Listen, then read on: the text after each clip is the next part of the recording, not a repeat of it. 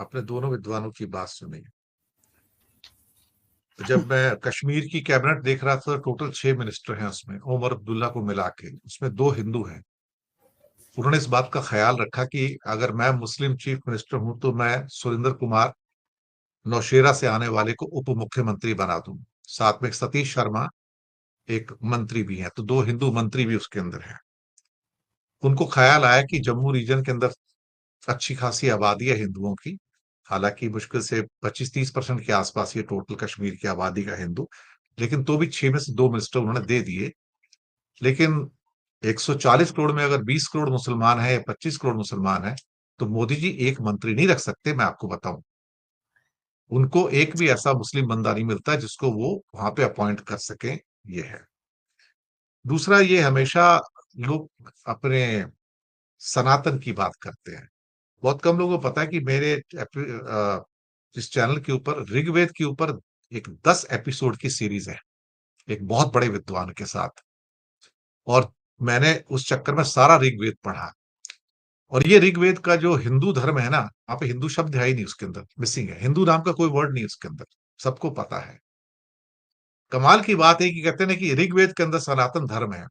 मैं आपको दावे के साथ कह सकता हूं कि ऋग्वेद, पूरे ऋग्वेद के अंदर आप पूरे के पूरे उसके 10 मंडल पढ़ लीजिए, उसमें सनातन धर्म शब्द नहीं है सर। सनातन शब्द अलग इस्तेमाल किया गया है, जो कि अनएंडिंग है, एजलेस है, ट्रू है, जो अल्टीमेट सत्य होता है। वो किसी भी धर्म में हो सकता है आपका। जो दुनिया का सत्य है, प्यार है, मोहब्बत है, संवेदना है, कंपैशन है, दया है, करुणा है, यही सत्य है। इसके अलावा कोई सत्य नहीं है। इसके अलावा जो राइटियस है वो है। धर्म को अलग शब्द के रूप में वहां पे व्याख्या की गई है। धर्म मतलब लॉ एंड ऑर्डर, कि अपने आप को कंडक्ट कैसे करना है आपको इस दुनिया के अंदर, how to conduct yourself in rightful manner. Sanatan Dharma का इस्तेमाल पहली बार अगर किसी ने किया एज ए कंबाइंड वर्ड, वो बौद्ध धर्म में किया गया सर, हिंदू धर्म में नहीं किया गया। और उसके बाद फिर जो हिंदुओं के बाकी ग्रंथ आए उनमें किया गया। ये मैं दर्शकों को बता देता हूं कि जिस कहते हैं कि सनातन धर्म सबसे ओल्ड है, क्योंकि हम सबसे ओल्ड है और क्योंकि ऋग्वेद सबसे ओल्ड है। नहीं साहब, दुनिया का पहला धर्म इस हमारे खित्ते के अंदर जैन धर्म था, फिर बौद्ध धर्म आता है। हिंदू तो बहुत बात की बात है साहब, उसके बाद में हिंदू तो शब्द भी नहीं था उस टाइम प्रचलन में। तो इनकी कुछ मानसिक जो विकृतियां हैं वो भी मैं दूर कर दूं, कि इनको पता वता कुछ है नहीं, इन्होंने कुछ पढ़ा लिखा नहीं है, ये चौथी क्लास पास भी नहीं है, मैं आपको बताऊं। और इन्होंने जिंदगी में कभी कोई ग्रंथ भी नहीं पढ़ा है। ये बेवकूफ किस्म के इंसान है। ये कहेंगे कि ऋग्वेद में सब कुछ लिखा हुआ है, कि हवाई जहाज कैसे उड़ता है, टैंक कैसे बनता है, ये कैसे बनता है। हमारे पुराणों के अंदर एक खास बात है जो मैंने हमेशा कही है, उपनिषद हो कुछ भी हो, उसमें बताया गया कि ये आइटम है, लेकिन उस आइटम को बनाने की साइंस कहीं नहीं है सर। जो उसका विज्ञान होता है ना उसको बनाने का, उसका वर्णन कहीं नहीं है। ये कुछ ऐसी स्टोरी है, मैंने कहा कि मैंने तो भाई एक हवाई जहाज बना दिया। भाई हवाई जहाज कैसे बनाया, उसकी क्या साइंस है, अब कैसे बना सकते, तब कैसे बनाया, उस साइंस उसमें अवेलेबल नहीं है। सिर्फ बोलने से कुछ नहीं होता है। तो ये चीजें जो है अपने आप को बड़ा दिखाने के लिए की जाती हैं। और इसलिए अपने आप को बड़ा दिखाने के लिए ये लोग सनातन का शब्द का इस्तेमाल करके अपने आप को दिखाते कि we are the most ancient one. तो दूसरों से नफरत करो, सब कुछ हमसे निकला है। ये जो सब कुछ हमसे उदित हुआ है, ये जो एक इनके माइंड की विकृति है ना, ये इतनी जल्दी जाएगी नहीं, क्योंकि सामने अंधभक्तों की कमी नहीं है सर। प्रफुल्ल जी, आपकी विस्तारित टिप्पणी है। सर नमस्कार सभी साथियों को। और बहुत गंभीर और संवेदनशील मुद्दा है। मुझे भी थोड़ा सा समय तो लग ही जाएगा। देखिए सर, कई बार ऐसा होता है ना जो कॉग्निटिव इंटेलिजेंस, क्योंकि मैं तत्काल हिंदी का शब्द ढूंढ नहीं पा रहा हूं, संज्ञानात्मक बुद्धि कह लें। तो जो कॉग्निटिव इंटेलिजेंस होता है, जो चीजों को पहचान करता है, वो कई बार हमें हमारी जो कल्चरल कॉम्पिटेंस है उसको मिसलीड करता है और डिफीट कर देता है। अब ये कैसे होता है? जैसे अभी मैं उदाहरण दे रहा हूं, कृपया अन्यथा न लें, कि गाय भेज जाती थी और दासी भेजी जाती थी, यानी गाय और दासी बराबर हो गई। तो गाय तो माता है, तो क्या दासी को माता का दर्जा प्राप्त था? तो ये चूंकि यहां से वहां भटकते रहते हैं। और दासिक स्थिति यह है कि हमारे बहुत बड़े नीति शास्त्रज्ञ, नीतिज्ञ अपने को दासी पुत्र कहते थे, और थे भी, नाम था विदुर। तो मैं ये कह रहा हूं आपसे कि जो हमारी जो कॉग्निटिव इंटेलिजेंस है, कि हम यहाँ एक चीज को देखते हैं और उसकी मिलान तुरंत दूसरी जगह पर कर लेते हैं, ये तो उनका हथियार है। बहुत पहले राहुल शंकराचार्य ने किताब लिखी थी, दिमागी गुलामी, आप लोगों ने पढ़ी होगी, और आज उसको पढ़ना चाहिए। जो दिमागी गुलामी में देखा गया कि जो चीज हम पहले, उसमें यह कहा गया कि आज भी बच्चों के कार्टून वगैरह में इस्तेमाल होता है, यह मान्यता थी कि आंख से कोई रोशनी निकलती है जिससे लोग चीजों को देखते हैं या प्राणी चीजों को देखा करता है। क्योंकि विज्ञान कहता है कि नहीं, आंख से रोशनी नहीं निकलती है, रोशनी टकरा करके आंख से में वापस आती है, उसका रिफ्लेक्शन, तब हम चीजों को देखते हैं। लेकिन देखिए किस तरह से दिखा रहा है, तीसरी आंख से जो ज्वाला निकल रही है, आंख से यह सब हो जा रहा है। तो ये जो चीजें हैं, पहली बात तो मैं ये कहूँ, लेकिन इस पर बहुत देर तक मैं टिकूंगा नहीं, क्योंकि टिकूंगा तो मैं अपने विषय से ही भटक जाऊंगा। हम लोग धर्म पर चर्चा नहीं कर रहे हैं, क्योंकि धर्म के अलग अलग आकाश हैं। हम एक बार जब किसी दूसरे आकाश से, दूसरे स्तर से, दूसरे प्लेटफॉर्म से बात कर रहे होते हैं, तो समस्या किसी दूसरे प्लेटफॉर्म पर होती है। आपने ठीक कहा कि सनातन शब्द जो है, क्योंकि हमारे यहाँ जो सनातनी लोग हुआ करते थे, सनातन एक पंथ भी है, अगर उस तरफ ध्यान दिया जाए तो वो जो सनातनी लोग हुआ करते थे पहले, और उत्तर प्रदेश में काफी है, सुरेंद्र सर को मालूम होगा कि सनातनी लोग क्या होते हैं। वे लोग अपने के साथ उच्च जाति के भी होते हैं तो अपने साथ दास लिखते हैं। तिवारी जैसे समाज में तिवारी है, लेकिन पंथ में वे दास कहलाते हैं। तो सनातन एक अलग पंथ है, कबीर पंथ की तरह, वो एक संकल्प है।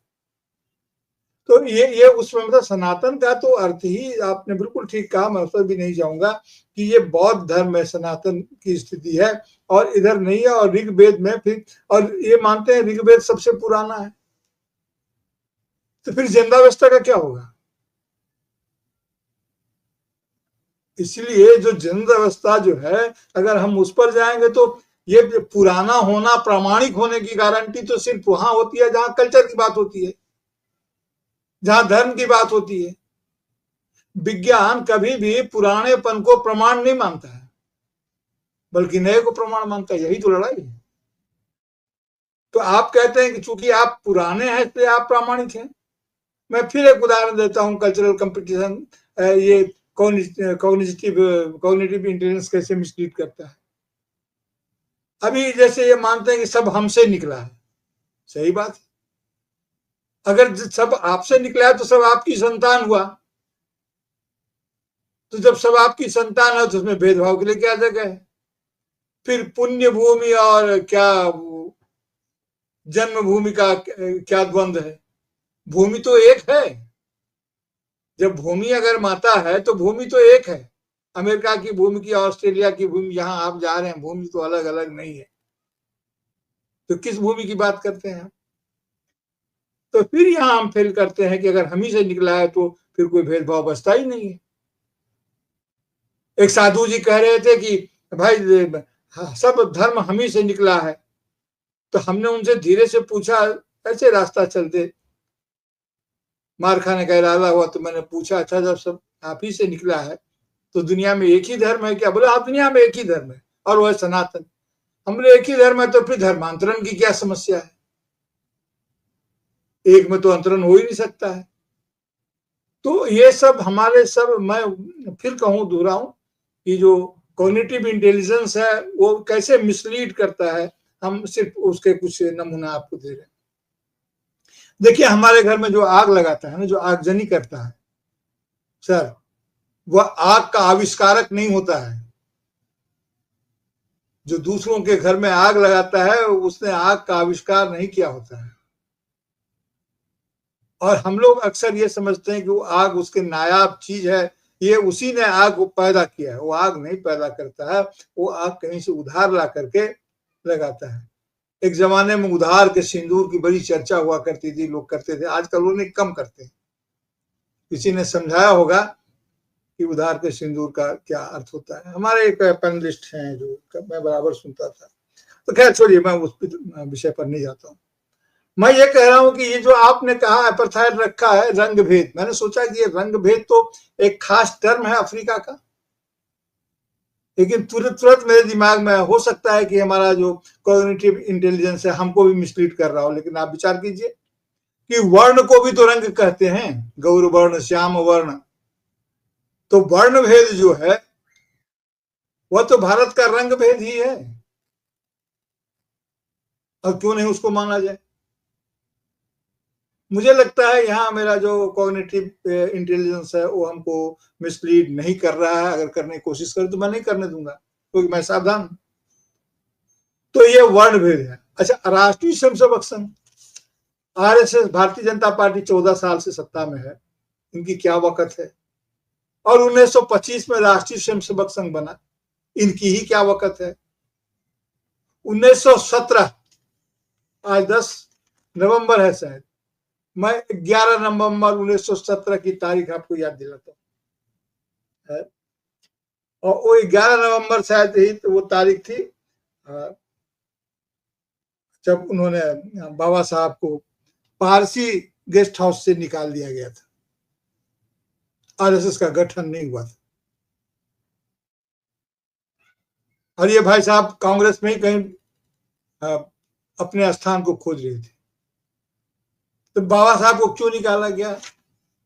उनको जगह नहीं मिल रही थी, नाम बदल करके, क्योंकि जब वो बड़ौदा राज्य से उनको वजीफा मिला था, छात्रवृत्ति मिलती थी, उसके एवज में उन्होंने एक निश्चित अवधि के लिए सेवा देने की बात स्वीकार की थी, और वो सेवा देने के लिए आए थे। उनको मिलिट्री सेक्रेटरी सचिव के पद पर, सैन्य सचिव के पद पर उनको वहां पर स्थापित किया गया, राज्य ने किया, और अधीनस्थ कर्मचारी उनके साथ दुर्व्यवहार करते थे, खुल्लम खुल्ला करते थे, मुंह पर कागज फेंक दिया करते थे, उनके टेबल को टच नहीं करते थे, उनके रहने के लिए कोई जगह नहीं होती थी।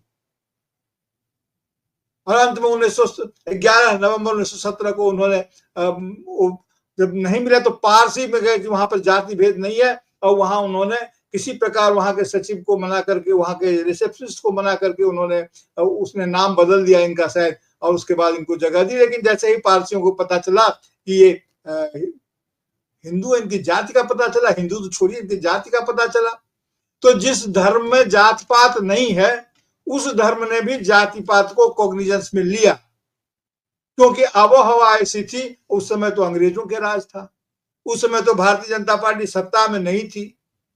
इस्लाम के समय के भी ऐसे कई उदाहरण है। क्या इस्लाम ने कभी समता के सिद्धांत पर चलने वाला इस्लाम और कुरान, उसने क्या भारत में भेदभाव के लिए कभी संघर्ष किया? उसके बादशाहों ने संघर्ष किया?